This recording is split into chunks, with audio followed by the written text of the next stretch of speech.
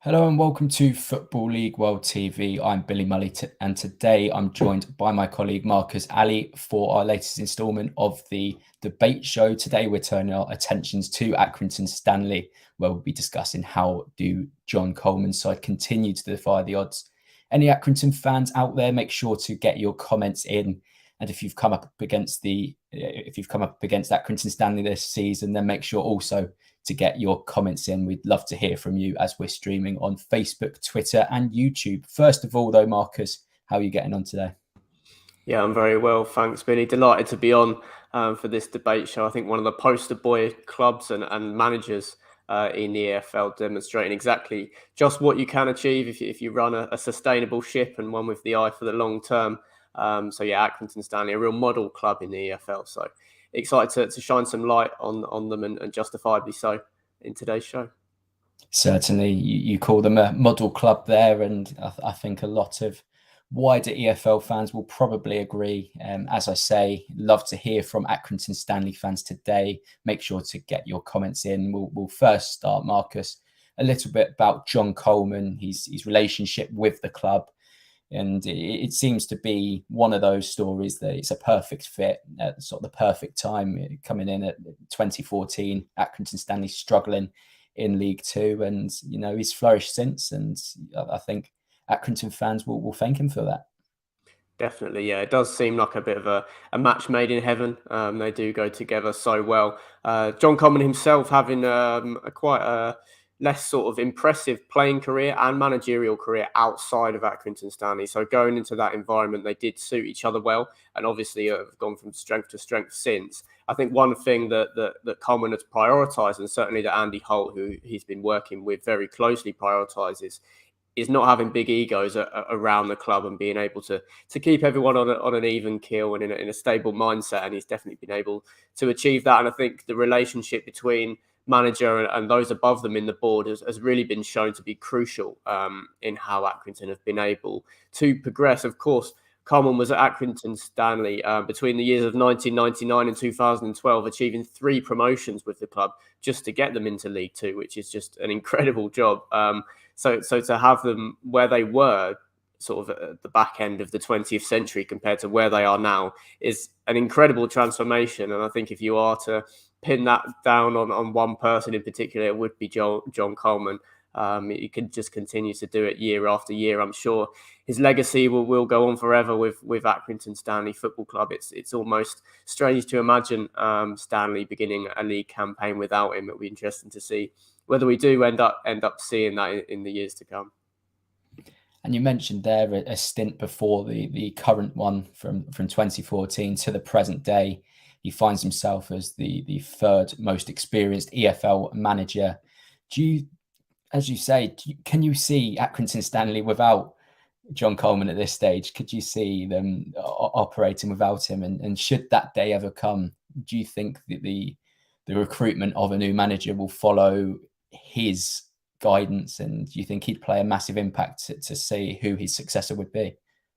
I do think that the identity of the club and the way they operate would remain because it's been so successful for them. And Andy Holt, if he's still in place, of course, would be keen to continue to implement that kind of style of recruitment and just outlook as a football club. It would be strange not to see Coleman at the helm, of course, although I'm sure that they would try and carry on in and the standards and just the way that he's set in previous years. So I'm not sure we're too close to seeing that moment. I think Accrington are on a steady upward trajectory, and they'd like to kind of see what the ceiling is to that before potentially saying goodbye to John Coleman. Obviously, he's built an incredible reputation at the club, and he does seem settled there, even though obviously he left before, and I'm sure he's got admirers in high places. It does strike me as a man that's very happy in the job that he's doing, and would be hesitant maybe to throw that all away for a pipe dream and maybe a few more quid in his pay packet, because it definitely is something very special what's gone on there in the last few years. Certainly, and moving on to the budget, I think when we do think of Accrington Stanley, when we talk about Accrington Stanley, a lot comes down to their budget in terms of them having one of the smallest budgets in the entire EFL, let alone League One. So in terms of their achievements from a budget perspective, you've just got to applaud them, really, don't you? Absolutely, yeah. They've been able to utilise the non-league market probably better than any other club in the EFL in the last sort of 5 to 10 years, and to consistently do that has been outstanding. We always hear about the gems that are there in non-league. We see some of them playing in the Premier League at the moment after progressing in their careers. But the way that Accrington Stanley have been able to dip into that particular area of the market every single transfer window, it seems like, and seem to find these players that can break into the first team picture, maybe even sell on for more money, if we've recently seen with Dion Charles, and can become key players at Stanley as they rise up the leagues.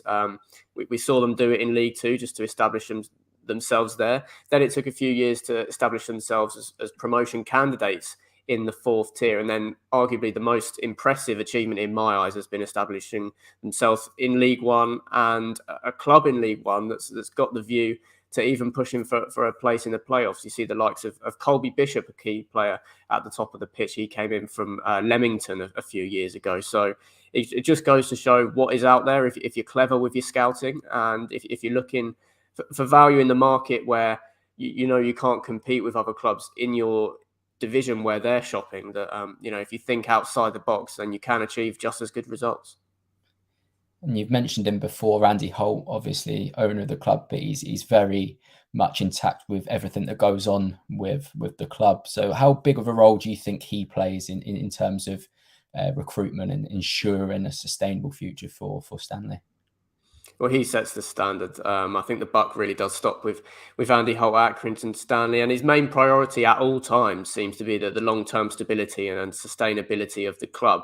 They never spend outside of their means. However, in doing that, they've been able to achieve great success over the years, and I think Holt's transparency has been really key to that. He makes a lot of information a lot more public. The accounts and finances and just general direction of the club is a lot more accessible for the fan base maybe than it is at other clubs, and he's been able to really strengthen that bond as Stanley have risen through the divisions, and it's been able to really carry in them, and they still feel like a club that's into, well, what we're in now, that 8th year that John Coleman, since he's come back to the club, and it still feels like they've got that same momentum over such a long period of time. So Holt is one of the most sort of model chairmen. I'm sure so many clubs would be very envious of the information and the transparency that he does give the fan base.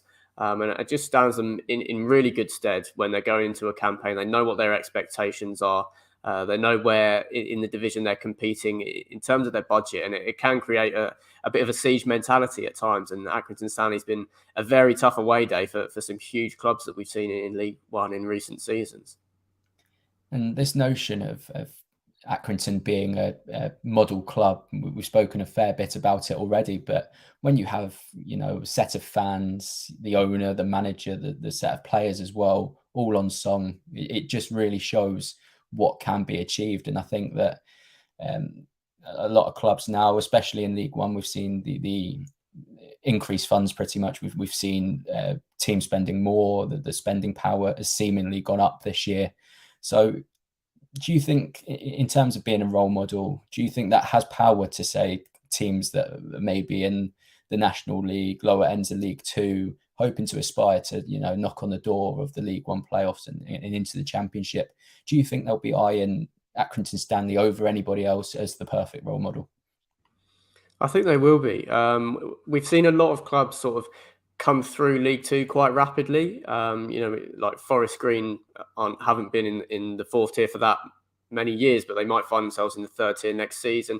Accrington came through it. Even Sutton United are up there at the moment. We've seen Fleetwood Town race to the top of League One after coming out of the National League. So that maybe in itself is less of the achievement, but to just maintain the standard that they have done will definitely set an example to all clubs hoping to emulate Accrington's achievements. No matter how much money is spent in League One, with huge clubs coming down and saturating the market a little bit, we've seen that the money they're spent in the Premier League and then the Championship filter all the way down to the third tier. I think Accrington stands as an example that good scouting and finding value in the market will always stand you in good stead. And even though they can't compete in the same markets, they're going to continue to do so. And we've seen clubs prioritise recruitment and often data-driven in the last few years. Forest Green are on board with that. Plymouth are on board with that. Luton Town are on board with that.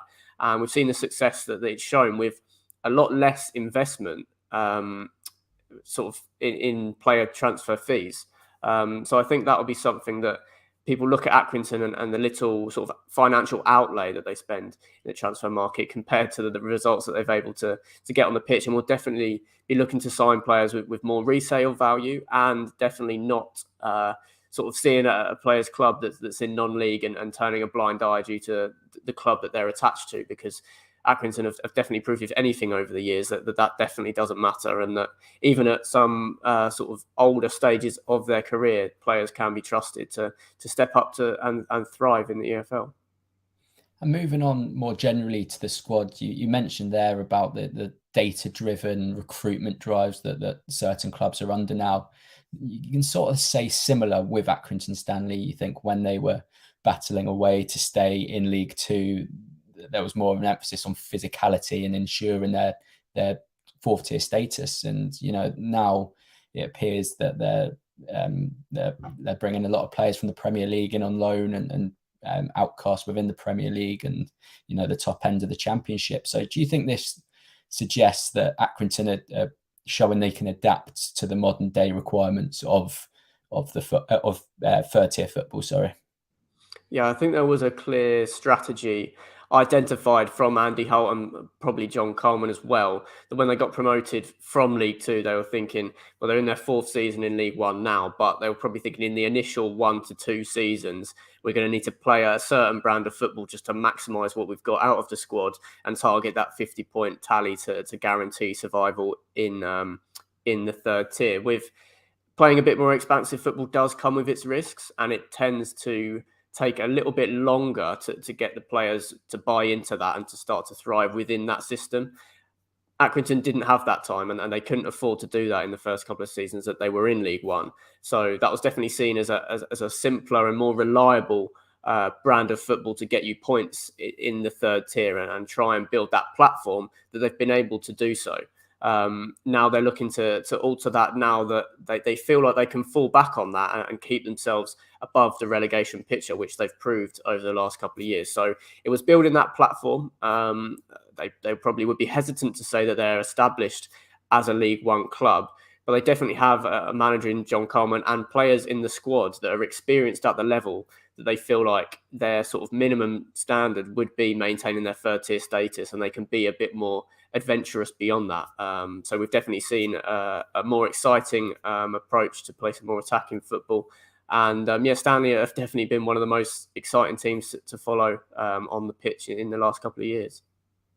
And you mentioned there the notion of Accrington establishing themselves in the third tier, and they're coming into their fifth season, and they're progressing very, very nicely at the moment. Do you reckon that given what they've achieved so far and their adaptability to the modern day requirements of recruitment, do you think that stands them in good stead of continuing on this upward trajectory that they're on? When you see at the start of the season, you typically associate seeing Accrington Stanley at the bottom of the betting odds for promotion. They seem the favourites to go down as well, but showing that they can adapt to all these demands they've had to adapt to, do you reckon that you see them in better light to going on to succeed? Definitely, yeah. If you look at the sort of areas of recruitment and the way that they've been able to change their strategy as they've gone on, they finished 14th in their first season in League One, then 17th in the curtailed 2019-20 season, which presented a little bit of a crossroads because maybe they didn't kick on as much as they would have liked in that season. But last season, they were well within the playoff picture for much of the campaign, ended up finishing 11th. But I think something that proves that the current direction that they're heading in is still working, despite the club's League One becoming a stronger league this season, as has been widely suggested. They've still stayed the same. We've seen a huge drop-off from the likes of Lincoln City, Fleetwood Town, even Charlton Athletic, that have become sort of bottom half sides in League One this season because of the likes of Ipswich spending a lot of money, big clubs like Sheffield Wednesday coming down into the league. Well, you look at all that, and Accrington have stayed at the same level. So that just speaks to the long-term strategy that's in place. How the continuity within the playing squad has enabled them to really sort of keep developing and keep building towards the future. They've got a nice blend of youth and experience in the squad. So that even with clubs coming down from the Championship, next season we could even see the likes of Derby and Reading playing at Accrington Stanley. That they still are at a level to be able to compete with them. And there's no signs that won't continue to happen in the years to come. Just talking about the change in recruitment, in the summer window of 2020, Accrington were able to sign a centre-back, Stephen Sammer, from Heracles Almelo, who are currently playing in the Eredivisie, which I think just puts it all into perspective. 20 years ago, if you told an Accrington Stanley fan that they were going to sign a player from the Eredivisie, I don't think they'd believe you. So it's still evolving, all of what they're trying to do at the club. And it's showing no let-up. I'm not ready to really put a ceiling on what they can achieve. John Coleman does seem critical to that. But yeah, no, they look in a great position to carry on, even getting better still. Yeah, as you say, I think Coleman's along the line of thinking of take every game as it comes. A phrase you typically associate with managers, but it couldn't be more truer when talking about Accrington Stanley. Of course, if you're an Accrington Stanley fan, then make sure to get your comments in. Any questions you have for Marcus, or if you're a fan of any other League One club that have come up against Accrington Stanley this season, then make sure to get your comments in too. Marcus, we'll go on now to the current situation that they find themselves in. They're 10th in League One, just 7 points away from the playoff positions, which, if you would have said that to Coleman 8 years ago, you just wouldn't believe it, would you? So do you think they can continue to compete at sort of the top end of League One as this season progresses? Or do you think, the quality and this notion of the stronger League One, do you think that will come to show, and the likes of Portsmouth, the likes of Sheffield Wednesday will show their quality and, leave Accrington where they are? It will be tricky with clubs sort of looking to strengthen in the January transfer window, whether they'll be able to compete on the same level as they have in the first half of the season. But I don't think there's an argument to say that Stanley are going to be any worse than they already have been. That they've been building these links with clubs higher up in the pyramid in recent years. They've currently got 7 players in their squad that have come directly from current Premier League clubs. So that's just showing that there is relationships there and clubs that they can call on when they do need to bolster their squad. Whether they're going to stay in playoff contention, I'm not so sure. I think a lot of the clubs in League One will have a bit more of a short-term mentality at the moment, so that they're going to be looking to spend a little bit more money in January with the motivation that they might break into the top 6 rather than possibly they should be. And whether that will pay dividends in years to come remains to be seen. But it's certainly not as much of a sustainable approach that Stanley will take. And as I've mentioned before, that will be the priority. I don't think Andy Holt will be thinking, "Oh, Sheffield Wednesday have signed this player, we better go and strengthen even more." I think that they very much focus on themselves in that regard. I definitely do think they can continue to be in and around mid-table, although they're 10th in the table. They are, I think, 7 points or so off the playoff places. So it's still quite a jump to get there. So whether they'll stay in the top 6 conversation, I have my doubts, but I can definitely see them staying in and around 10th, not dropping much into lower mid-table and looking to kick on for another top half finish, which, given the clubs that are in League One this season, would be an astounding achievement. Certainly, as you say, an outstanding achievement, but perhaps, do you think it's going under the radar, Accrington Stanley's story, because, that they continue to improve slightly each year? The budget never really stays the same, but because they're gradually improving, do you think the bigger picture sort of goes missing in that respect? Yeah, definitely. I think clubs tend to go under the radar if you're not involved in a relegation or a promotion battle. Just that middle cluster of teams tend to get a little bit less coverage. But obviously, in amongst that group in the table, Accrington Stanley are by far the smallest club in terms of the organic revenue streams that they have at the club. So that should continue to be noticed and to be spoken about, because it is an incredible achievement. hopefully sort of reflecting more on the campaign when it does come to an end, they'll get the credit they deserve. When people tend to sort of look down the table and see who's underachieved, see who's overachieved, see who's done about par.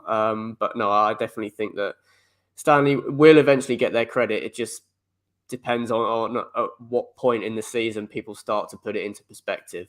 Maybe during the January transfer window, where we're speaking about some glamorous deals for other clubs signing players from leagues higher up, Stanley aren't going to be as popular of a name. But no, hopefully that there'll come a point in the season where John Coleman, Andy Holt, and everyone involved in the club gets the recognition that they deserve. And just taking our sights to the future, Marcus, and we've spoken a lot here about their continued progression, and it's slight progression, but it's consistent.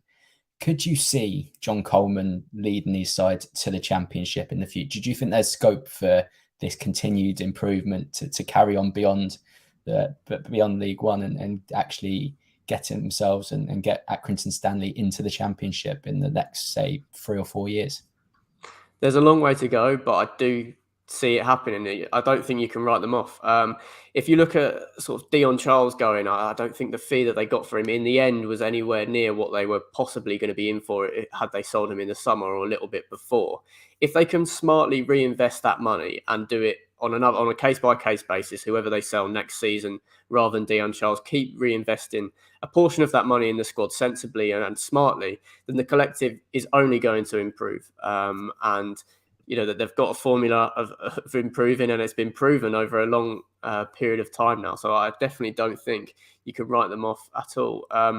It's going to be tough because of the sort of fields that we're seeing in League One in recent years, and especially, as I mentioned, with some potentially even bigger clubs coming down and joining the third tier race for next season. However, at some point in the next sort of 3-4 years, I think you said, we could get another weaker field. I think last season in League One with Peterborough and Hull City getting automatic promotion, it was a bit of a weaker League One. Lincoln getting to the playoff final. If there's another field like that, then I think Accrington Stanley would be right in with a chance.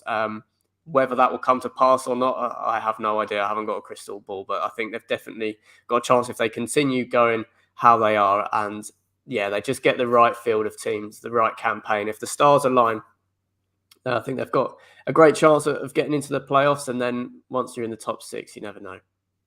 It will certainly be interesting to see, and I'm sure that they'll capture the hearts of the neutrals as well. Say if they do get into the playoff final or whatever, I think they'll have a large support for that day from the entire rest of the EFL, I'm sure. Looking on the flip side of things, Marcus, looking at the job that John Coleman has done with Accrington Stanley, could you ever see, again, within the sort of same time frame of 3 to 4 years, could you see clubs from the Championship casting their eyes over him as a potential appointment?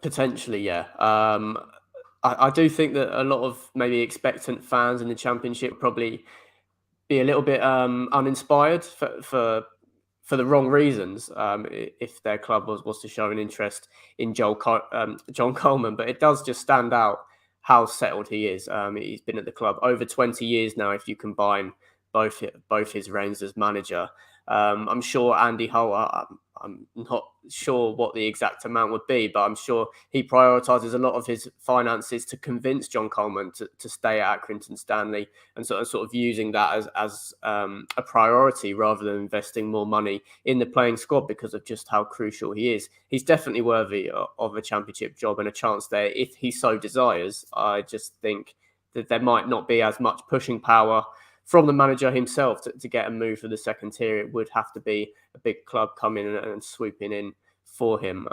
So yeah, it's going to be interesting to see. I'm sure he's firmly believing that he can take Accrington Stanley there, and that would be his preferred route to the Championship. I think that's maybe a conversation for further down the line, if there is a little bit of a regression or a stagnation, given their sort of league finishes in the years to come. But on their current trajectory, as I think we've definitely hit, there's no reason to say why Coleman can't take Stanley to the Championship himself. Yes, definitely exciting times for Accrington Stanley, but that is all we have time for today. A big thank you to you, Marcus, for joining and giving your insight. Make sure to subscribe and like this video. It will continue to help us grow at Football League World TV. We still have one more show today, the EFL Transfer Zone, where Chief Editor Sam Rourke is joined by Toby Wilding and Ben Wignall to go through the latest transfer stories. So make sure to keep your eyes peeled.